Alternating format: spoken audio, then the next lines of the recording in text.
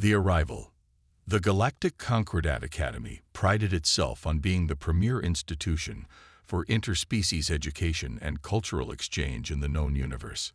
For millennia, it had hosted the brightest minds from thousands of civilizations, fostering understanding and cooperation among the stars. However, nothing could have prepared the Academy for the day the humans arrived. Professor Zixnax, a respected Arcturian xenobiologist, watched with a mixture of curiosity and apprehension as the first group of human students disembarked from their sleek, FTL-capable shuttle. His tentacles rippled with excitement beneath his ceremonial robes as he observed the bipedal creatures, each so different from the other. "Fascinating," he murmured to his colleague, Dr. Ellerin, a Cyrene empath. "Such diversity within a single species. No wonder they've adapted to their death world so successfully." Dr. Ellerin's crystalline form shimmered with agreement. "Indeed, but I sense something else. An emotional complexity I've never encountered before. It's as if they're not alone, even though I see only the 5 of them." As if on cue, the lead human, a tall, dark-skinned female with intricate patterns adorning her scalp, stepped forward, a warm smile on her face. "Greetings, esteemed faculty of the Galactic Concordat Academy. I am Dr. Amara Okafor, Earth's ambassador and mentor to this first group of human students. We are honored to join your illustrious institution." Professor Zixnax extended a tentacle in the universal gesture of welcome. "The honor is ours, Dr. Okafor. We have long awaited the day when humanity would join our galactic community. Please, introduce us to your charges." Amara nodded, gesturing to the 4 young humans behind her. "With pleasure. May I present Kai Chen, our prodigy in xenolinguistics; Zara Patel, a brilliant mind in cross-species medicine; Marcus Alvarez, whose work in adaptive technology has already turned heads in several sectors; and finally, Lena Ivanova, a rising star in the field of comparative xenopsychology." Each student stepped forward as they were introduced, offering respectful greetings in the native languages of the assembled alien faculty. Professor Zixnax felt a surge of admiration for their preparedness and linguistic skills. However, his satisfaction was short-lived as he noticed something peculiar.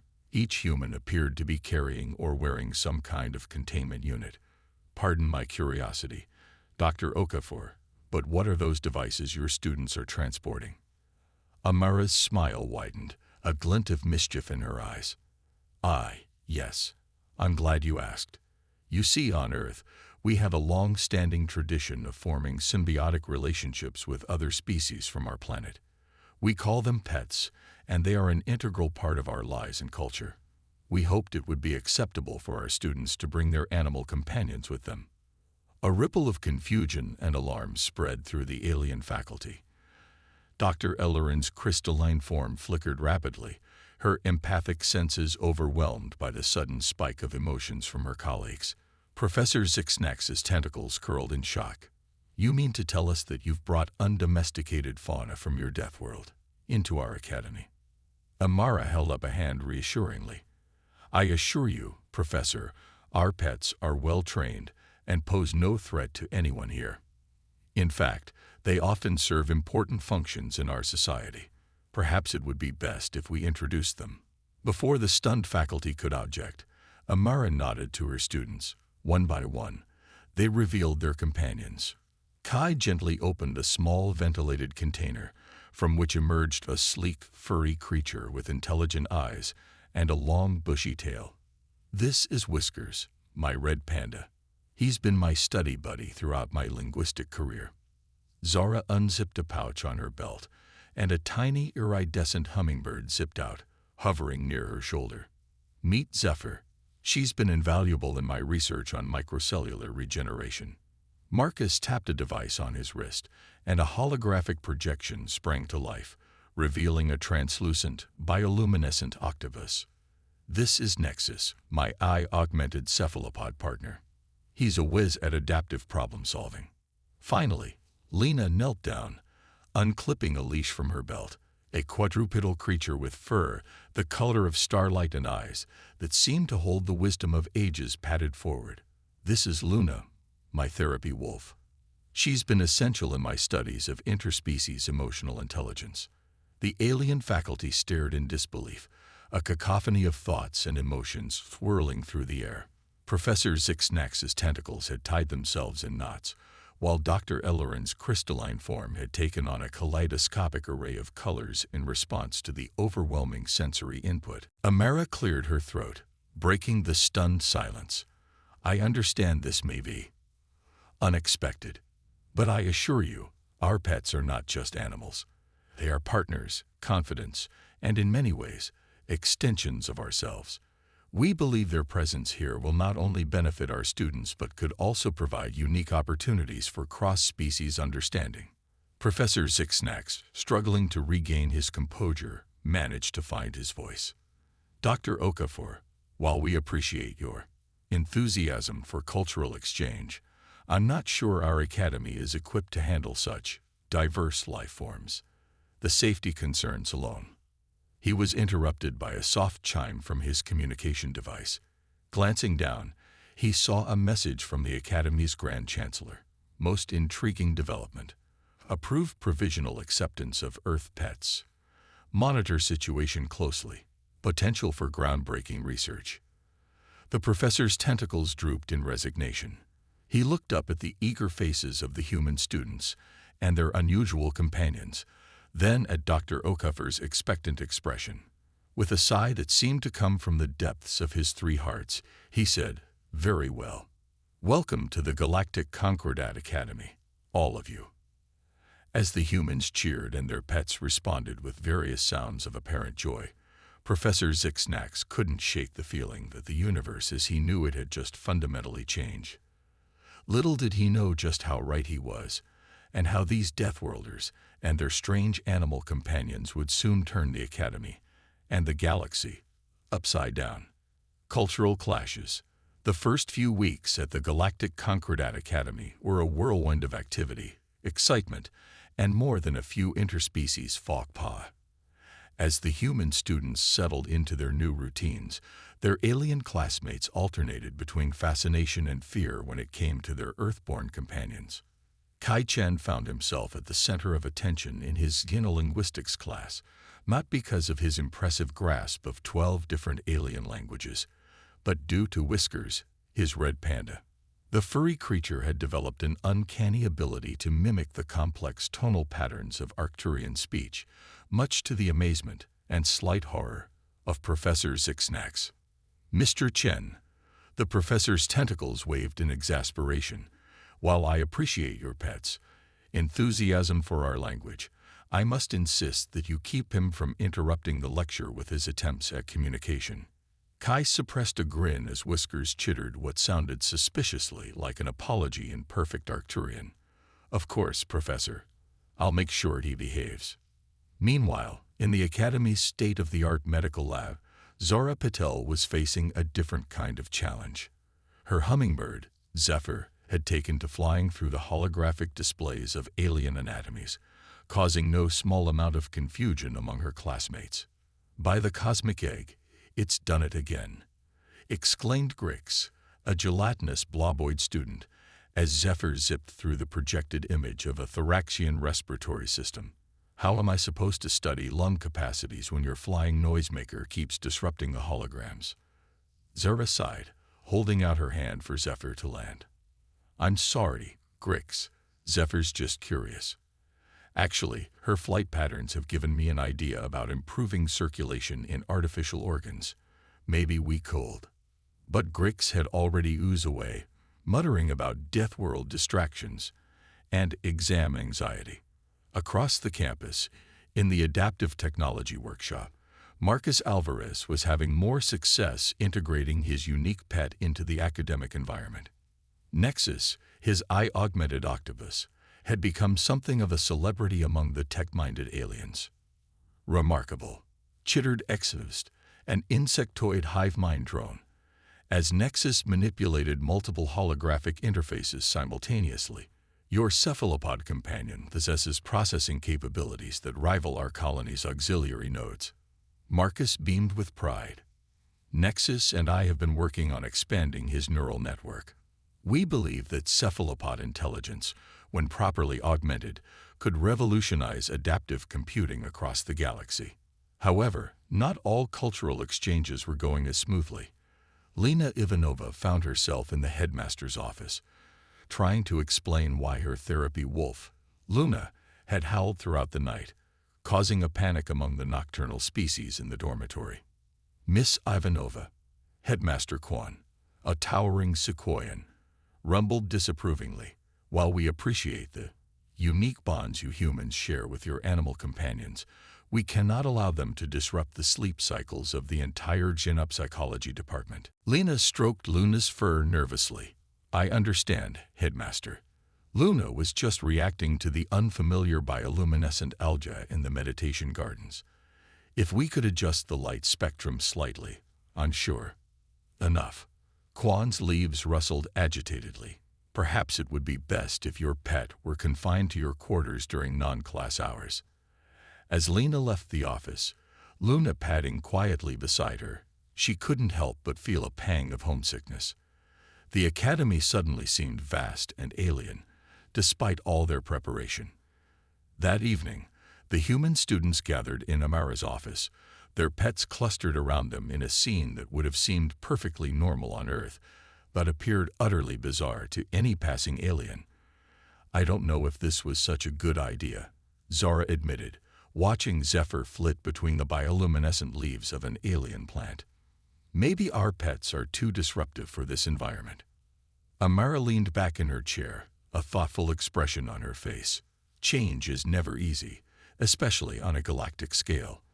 But remember why you're here. You're not just students. You're ambassadors for humanity and for Earth.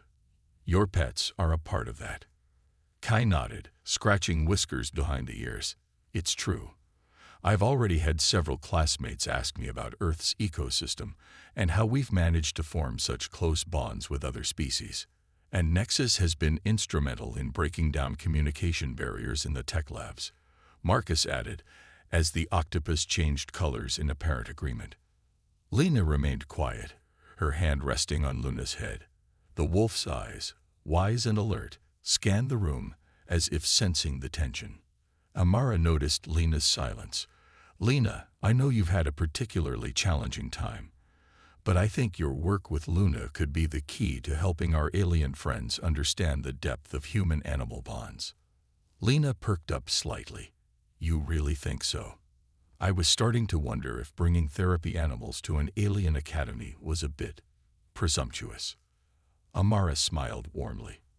On the contrary, your research into interspecies emotional intelligence could revolutionize how the galaxy views sentience and companionship. You just need to find the right way to demonstrate it. As if on cue, Luna stood up and padded over to Zara, who had been fidgeting nervously throughout the conversation. The wolf gently placed her head in Zara's lap, her calm presence immediately soothing the anxious student. Zara's eyes widened in surprise, then softened as she began to pet Luna. Oh, I see what you mean. This is nice. Amara's eyes twinkled. You see, sometimes actions speak louder than words, especially when dealing with beings from different worlds. Your pets aren't just animals. They're a bridge between species, a living demonstration of Earth's unique approach to symbiosis and companionship. Energized by Amara's words and Luna's timely demonstration, the students began to brainstorm ways to better integrate their pets into academy life. As ideas flew back and forth, punctuated by the occasional bark, chirp, or tentacle wave, none of them noticed the slender, shadowy figure listening intently outside Amara's office. Xelthor, a Shadowkin exchange student known for his scenophotic views, slipped away silently, his mind racing with the implications of what he'd overheard. These humans and their pets were more than just an oddity. They were a potential threat to the established order of the galaxy. As he melted into the darkness of the Academy's winding corridors, Xelthor made a decision. Something had to be done about these Deathworlders, and their dangerous ideas of interspecies cooperation. The purity of galactic civilization depended on it. Little did the humans know, their greatest challenge at the Academy was yet to come, and their beloved animal companions would soon be at the center of a controversy that would shake the foundations of interstellar society. Unexpected talents. As the academic year progressed, the initial shock of the humans' animal companions began to wear off. Slowly but surely, the extraordinary abilities of these Earth creatures started to garner attention, and not always the positive kind. In the xenolinguistics department, Kai and Whiskers had become an inseparable duo, their combined talents revolutionizing the way alien languages were studied and interpreted. During one particularly challenging lecture on the nuanced pheromone-based communication of the hive mind species, Whiskers' acute sense of smell proved invaluable. "Remarkable," Professor Zixnax exclaimed, his tentacles waving in excitement. "Mr. Chen, your red panda appears to be detecting subtle variations in the pheromone samples that even our most advanced sensors struggle to identify. How is this possible?" Kai grinned, scratching Whiskers behind the ears. "Red pandas have an incredibly developed olfactory system, Professor. On Earth, they use it to detect subtle changes in bamboo fermentation. We've been working on adapting those skills to xenolinguistic applications." The class buzzed with excitement, students from a dozen different species crowding around to observe Whiskers at work. Even Xelfor, lurking in the shadows at the back of the lecture hall, couldn't help but lean forward with interest. Meanwhile, in the medical wing, Zara and Zephyr were making waves of their own. The tiny hummingbird's ability to hover with incredible precision had inspired Zara to develop a revolutionary new surgical technique for microgravity environments. "You see," Zara explained to a group of wide-eyed alien medical students, "by mimicking Zephyr's wing movements, we can create a handheld device that allows for perfect stability during delicate procedures, even in zero-G conditions." Dr. Ellerin, who had been observing the demonstration, chimed in, her crystalline form shimmering with excitement. "This could revolutionize emergency medical care on space stations." Dr. Ellerin, who had been observing the demonstration, chimed in, her crystalline form shimmering with excitement. "This could revolutionize emergency medical care on space stations and long-range exploratory vessels. Ms. Patel, your integration of Earth's biodiversity into xenomedicine is truly groundbreaking." Zura beamed with pride, but her moment of triumph was short-lived. A commotion at the door drew everyone's attention. Xelfor stood there, his shadowy form rippling with barely contained anger. "Groundbreaking? Or dangerous?" he hissed. "Have none of you considered the implications of allowing Deathworld fauna to influence our most critical medical procedures? What if this bird carries pathogens our systems have never encountered?" A murmur of concern rippled through the gathered students. Zara felt her heart sink, but before she could respond, Zephyr zipped over to Xelfor, hovering just inches from his face. The tiny bird's wings hummed at a frequency that seemed to resonate with the Shadowkin's unique physiology, causing Xelfor to involuntarily relax. Dr. Ellerin's crystalline form pulsed with surprise. "Fascinating. It appears the hummingbird's wing vibrations have a calming effect on Shadowkin nervous systems. Ms. Patel, did you know about this?" Zara shook her head, equally amazed. "No, Zephyr's full of surprises. Xelfor, are you all right?" The Shadowkin student blinked, his earlier hostility fading to confusion. Yes. How curious. Perhaps I spoke too hastily. This requires further study." As word of Zephyr's unexpected talent spread, more alien students began seeking out Zara and her feathered companion, eager to experience the calming effects for themselves. Across campus, in the adaptive technology labs, Marcus and Nexus were pushing the boundaries of what was thought possible in interspecies collaboration. The eye-augmented octopus had developed an uncanny ability to interface with alien technology, bridging incompatible systems with ease. It's like Nexus can speak the language of machines, regardless of their origin, Marcus explained to an awestruck group of tech enthusiasts from a dozen different species. We think it's a combination of the octopus's natural problem-solving abilities and the AI's adaptive algorithms. Exodus, the hive mind drone, extended a spindly appendage to gently touch one of Nexus's tentacles. This is beyond impressive, Marcus of Earth. The potential applications in diplomacy alone are staggering. Imagine being able to seamlessly connect communication systems from newly discovered civilizations. As Marcus basked in the praise, he noticed Excelthor lurking at the edge of the group, his earlier hostility replaced by intense curiosity. The Shadowkin caught Marcus's eye and gave a slight nod before slipping away. Meanwhile, Lena and Luna were making their own breakthroughs in the xenopsychology department. What had started as a simple demonstration of animal-assisted therapy had evolved into a groundbreaking study on interspecies empathy. Lena stood before a diverse group of students and faculty, Luna sitting calmly at her side. What we've discovered is remarkable. Luna doesn't just sense emotions in humans or earth animals. She can detect and respond to the emotional states of beings from across the galaxy. To demonstrate, Lena invited volunteers from different species to interact with Luna. The therapy wolf approached each alien with gentle curiosity, her behavior subtly changing to put each individual at ease. A trembling gelatinous blob calmed at her touch, while an overexcited Luminian dimmed its bioluminescence to a soft glow as Luna nuzzled it. Professor Quan, the Sequoian headmaster, watched in amazement. In all my centuries, I've never seen anything quite like this. The implications for conflict resolution and mental health treatment across the galaxy are, well, they're frankly astounding. As the demonstration concluded, Lena noticed Excelthor standing at the back of the room, his shadowy form uncharacteristically still. Luna, sensing something, padded over to him. To everyone's surprise, the Shadowkin didn't recoil. Instead, he knelt down, allowing the wolf to make contact.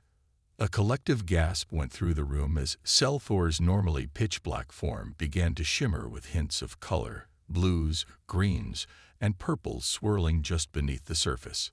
It was a display of emotion unlike anything the Shadowkin typically allowed themselves to show. I understand now," Excelthor said softly, his voice thick with emotion. "These creatures, these pets as you call them, they're not just animals. They're a bridge between species, between worlds." Lena approached cautiously, her heart pounding with the magnitude of the moment. "That's right, Excelthor. That's what we've been trying to show everyone. Our pets aren't just companions.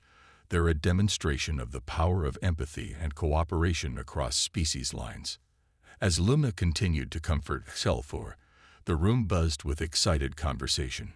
Students and faculty alike were beginning to see the human-pet relationships in a new light. It wasn't just about humans bringing animals to an alien academy. It was about showcasing a unique approach to interspecies bonds that could reshape galactic society. Amara, who had been quietly observing from the doorway, smiled to herself. The integration of Earth's pets into the academy hadn't been easy, but moments like this made it all worthwhile.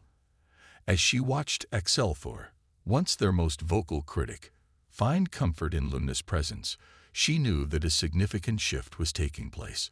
But even as hope and excitement filled the room, Amara couldn't shake a nagging feeling of unease. The rapid acceptance of Earth's animals and the groundbreaking discoveries they were enabling seemed almost too good to be true. In her years of diplomatic work, she learned that periods of great change were often followed by even greater challenges. Little did she know, forces were already in motion that would put everything they'd worked for to the test. The pets of Earth had shown their unexpected talents, but their greatest trial was yet to come. One that would determine not just their place in the Academy, but potentially the future of interstellar relations itself. As the sun set on another eventful day at the Galactic Concordat Academy, casting long shadows across the alien landscape, no one could have predicted the storm that was brewing on the horizon. The Deathworlders and their remarkable animal companions had made their mark, but the true test of their place in the cosmic order was about to begin. crisis, and cooperation. The day began like any other at the Galactic Concordat Academy, with students from 1,000 worlds hurrying to classes, their varied forms creating a living tapestry of cosmic diversity. But as the twin suns of the Academy's host planet climbed higher in the lavender sky, an ominous tension began to build. Amara Okafor sensed it first, a prickle at the back of her neck that her years in interstellar diplomacy had taught her never to ignore. She was in the middle of a meeting with the Academy's Board of Overseers when her comm device chimed with an urgent alert. "Excuse me," she said, rising from her seat. The assembled aliens, a mix of gaseous, crystalline, and multi-limbed beings, watched curiously as she stepped aside to read the message. Her eyes widened. "We need to end this meeting now." Before anyone could protest, alarms began blaring throughout the Academy. A holographic projection flickered to life in the center of the room, showing a massive asteroid hurtling towards the planet. "By the cosmic egg," gasped Vorlax, a tentacled void dweller. "That's a planet killer." Amara's mind raced. "How long do we have?" 3 hours until impact," replied the Academy's eye, its voice eerily calm. "Standard evacuation protocols are insufficient given the time frame." Chaos erupted as the news spread. Students and faculty alike scrambled to reach evacuation points, but it quickly became clear that there weren't enough ships to transport everyone off-world in time. Amidst the panic, Amara's comm device buzzed again. It was Kai. "Dr. Okafor, we have an idea, but we need authorization to access the main systems core." "Granted," Amara replied without hesitation. "Whatever you're planning, do it fast." In the xenolinguistics lab, Kai and Whiskers were already hard at work. The red panda chittered excitedly as Kai's fingers flew across the holographic interface. "If we can recalibrate the planetary shield generators," Kai explained to the bewildered Professor Zixnax, "we might be able to create a deflection field, but we need more processing power to calculate the precise harmonics." Zixnax's tentacles waved frantically. "Impossible. Even our most advanced AIs can't process that much data in time." Kai grinned. "Maybe not alone, but what if we had help?" At that moment, Marcus burst into the lab, Nexus clinging to his shoulder. "We're here, ready to network." In the medical wing, Zara and Zephyr were facing a different crisis. The panic had caused several alien species to experience severe physiological reactions, overwhelming the medical staff. "We need to stabilize them for evacuation." Dr. Ellerin's crystalline form pulsed urgently, but each species requires a different approach. Zara watched as Zephyr flitted from patient to patient, her hummingbird wings humming at different frequencies. Suddenly, an idea struck. "Dr. Ellerin, what if we could use Zephyr's wing vibrations to create a universal calming frequency? Combined with your empathic abilities, we might be able to stabilize everyone at once." The Cyrene Doctor's form shimmered with hope. "It's worth a try, but how will we broadcast it throughout the medical wing?" A voice from the doorway answered, "Perhaps I can be of assistance." Selthor stepped forward, his shadowy form rippling. "My people can transmit vibrations through shadows. If this works, I can spread the calming frequency to every corner of the Academy." Meanwhile, in the Grand Atrium, Lena and Luna were working to maintain order among the panicked crowd. The therapy wolf moved through the throng of aliens, her calming presence helping to soothe frayed nerves and prevent stampedes. "Everyone, please," Lena called out, her voice amplified by the Academy systems. "We have a plan, but we need your cooperation. Follow Luna's lead to the designated safe zones." Remarkably, aliens of all shapes and sizes began to fall in line behind the wolf, their earlier fear of the Earth animal replaced by an almost instinctual trust. Back in the xenolinguistics lab, a miracle of interspecies cooperation was unfolding. Kai had connected Whiskers to the Academy's mainframe, the red panda's enhanced olfactory senses translating complex data streams into patterns it could understand. Nexus, interfaced with both the mainframe and Whiskers, acted as a living bridge between organic and artificial intelligence. Marcus watched in awe as streams of data flowed between his octopus companion and Kai's red panda. It's working. They're processing the shield harmonics faster than any supercomputer. Professor Zixnax's tentacles waved in disbelief. Incredible. The shield generators are coming online. Across the academy, Zara and Dr. Ellerin had succeeded in creating a multi-species calming frequency, with sulfur spreading it through the shadows. The combined efforts of human innovation, Earth animals, and alien cooperation were turning the tide against panic and despair. As the asteroid loomed ever closer, filling the sky with its ominous presence, Amara raced to the planetary defense control room. She arrived to find Kai, Marcus, Zara, and Lena already there, their pets by their sides. "We've done all we can," Kai reported, his face etched with tension. "The shield is at maximum power, calibrated to the exact frequency needed to deflect the asteroid." But what?" Amara pressed. Marcus stepped forward, Nexus changing colors rapidly on his shoulder. "The calculations show a 97% chance of success. But there's a catch. The energy required. It'll burn out the entire planetary grid. Even if we survive, the Academy will be without power for weeks, maybe months." A heavy silence fell over the room. The implications were clear. Survival would come at a great cost. Vital research would be lost, communications with the rest of the galaxy severed, and the delicate life support systems that maintained the diverse ecosystem of the Academy would fail. Lena spoke up, her hand resting on Luna's head. "We can't let that stop us. Luna's shown us the power of coming together. If we survive this, we can rebuild. Together." Amara nodded, a fierce pride swelling in her chest. "You're right. All of you have shown what humanity and Earth can offer to the galactic community. Not just technology or science, but a unique perspective on cooperation and symbiosis." She turned to the alien technicians manning the defense stations. "Activate the shield." As the command was given, a shimmering barrier materialized around the planet. The asteroid, now visible to the naked eye, struck the shield with a flash of light that turned night to day. For a heart-stopping moment, it seemed as if the shield might fail. But then, incredibly, the massive rock began to shift its course. Cheers erupted throughout the Academy as the asteroid glanced off the shield, missing the planet by a margin that was thin by cosmic standards, but might as well have been light years to the watching crowd. As the danger passed and the shield flickered out of existence, plunging the Academy into darkness, Amara looked at the tired but triumphant faces of her human students and their remarkable animal companions. "Well done, all of you," she said softly. "But our work is just beginning." In the days that followed, as the Academy slowly recovered and power was restored section by section, word of the incredible events spread throughout the galaxy. The story of how a handful of humans and their pets had saved one of the most prestigious institutions in known space became the stuff of legend. But more than that, it marked a turning point in how the galactic community viewed humanity and Earth.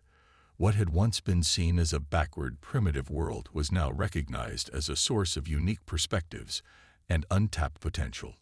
As Amara watched her students work tirelessly alongside their alien classmates to rebuild and improve the Academy, she knew that a new chapter in galactic history had begun. The Deathworlders and their animal companions had not just earned their place among the stars. They had shown that sometimes the most unlikely partnerships could yield the most extraordinary results. Yet even as hope blossomed and new bonds were forged, Amara couldn't shake the feeling that this was just the beginning. Humanity's introduction to the galactic stage had been dramatic, to say the least. What new challenges and adventures awaited them in the vast, star-studded ocean of the cosmos? As if sensing her thoughts, Luna padded over and rested her head on Amara's lap. The ambassador smiled, scratching the wolf behind the ears. Whatever came next, they would face it together, humans, animals, and aliens alike. A new understanding. In the weeks following the asteroid crisis, The Galactic Concordat Academy buzzed with a new energy. The near disaster had forged unlikely alliances and shattered long-held prejudices, paving the way for a revolutionary approach to interspecies cooperation.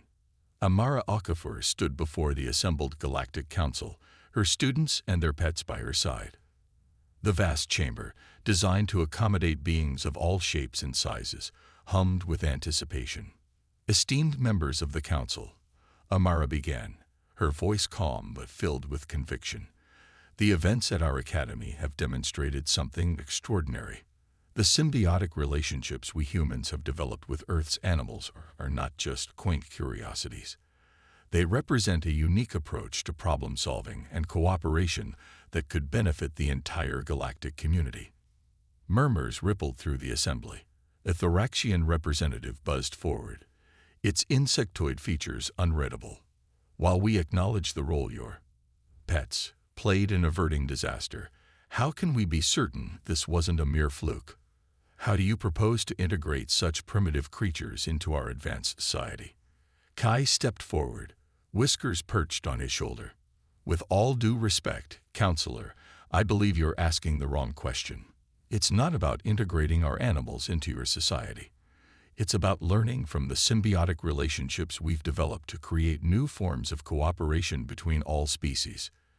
To demonstrate, Kai nodded to Whiskers. The red panda chittered, then began to produce a series of complex scents.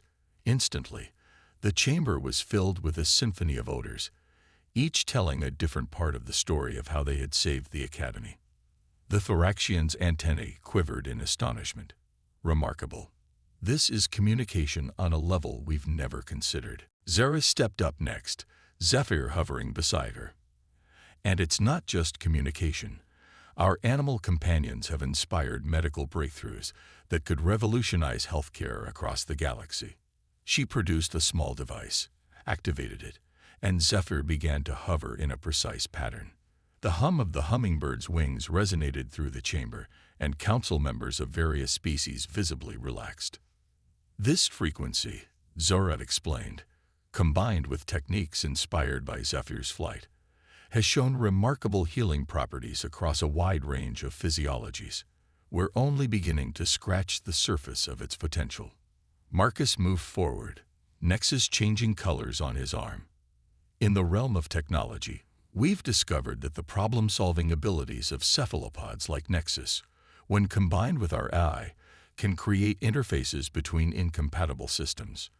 Imagine the possibilities for bringing isolated worlds into the galactic community. The council was abuzz now, representatives leaning in with growing interest. But it was Lena and Luna who truly drove the point home. Lena knelt beside her therapy wolf, addressing the council with quiet confidence. Luna has shown us that empathy is not bound by species.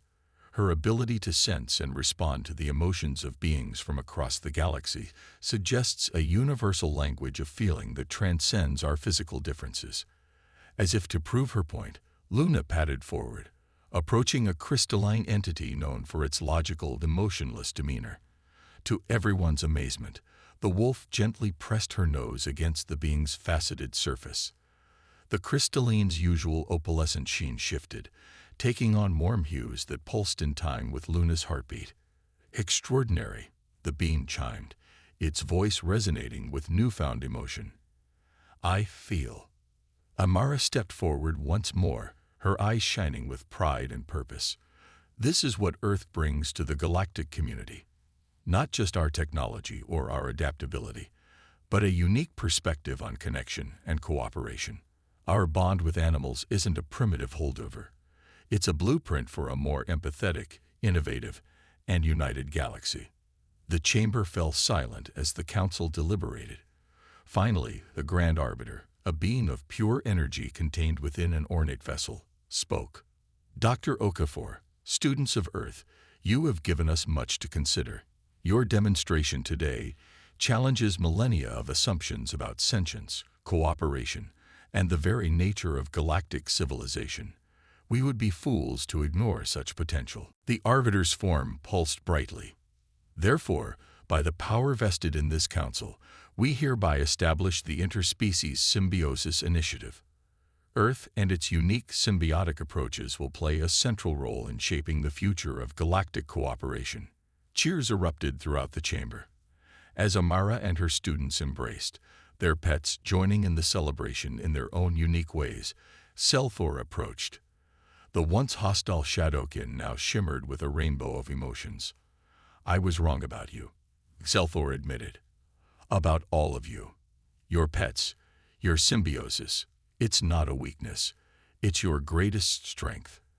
And perhaps it's something my people could learn from as well." Amara smiled warmly. "The beauty of symbiosis, Selthor, is that everyone involved grows and learns. We'd be honored to share our knowledge with the Shadowkin." As the celebration continued, Amara gazed out at the star-filled sky visible through the council chamber's massive windows. Humanity had taken its first real steps into the galactic community, not as conquerors or mere survivors, but as teachers and partners. The road ahead would not be easy. There would be challenges, misunderstandings, and obstacles to overcome. But as she watched Kai chatting animatedly with a group of alien linguists, whiskers mimicking their complex languages, and saw Zara deep in discussion with xenomedical experts, while Zephyr demonstrated flight patterns, Amara knew they were on the right path. Marcus had set up an impromptu tech demonstration, with Nexus interfacing between wildly different alien devices, bridging gaps that had long been thought unbridgeable. And Lena, surrounded by beings of all shapes and sizes, was conducting a seminar on interspecies empathy, with Luna moving from one alien to another, forging emotional connections that transcended physical forms. This, Amara realized, was the true power of humanity's relationship with Earth's animals. It wasn't just about pets or companions. It was about the fundamental idea that different species could come together, support each other, and create something greater than the sum of their parts. As the twin suns set on this historic day, casting the council chamber in a warm golden glow, Amara felt a surge of hope for the future. Humanity, with its Deathworld origins and its unlikely animal partners, had found its place among the stars. And the galaxy, it seemed, would never be the same. The adventure was just beginning, and the possibilities were as infinite as the cosmos itself.